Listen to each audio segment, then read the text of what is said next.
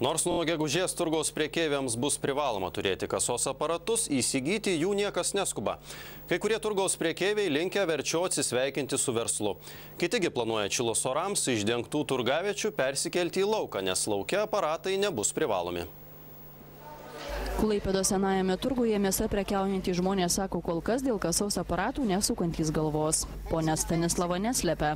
Ji verčiau atsisveikins su verslu, nei pasiduos valdžios spaudimai nusipirkti kasos aparatą. Tikrai nepirksim.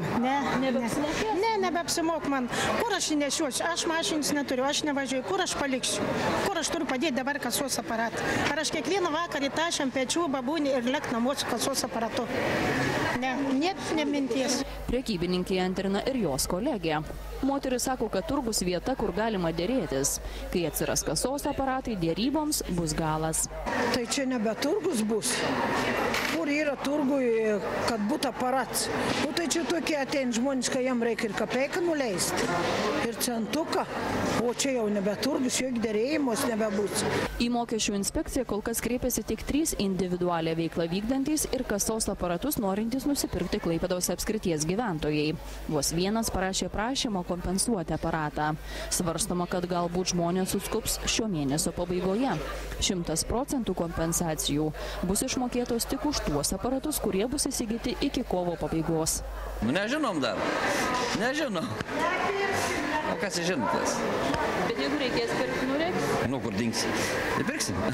Pagal nustatytą tvarką kasos aparatai bus privalomi prekiaujantiems uždarose patalpose.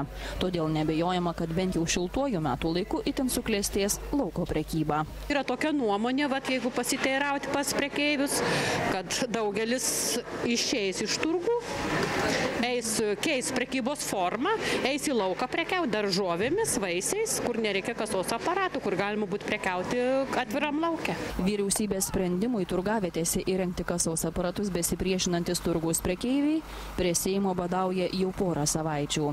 Tačiau vargu ar ši akcija bus veiksminga. Ministras pirmininkas turgininkams nusileisti neketina. Kasos aparatai turgavietėse bus privalomi nuo šių metų gegužės.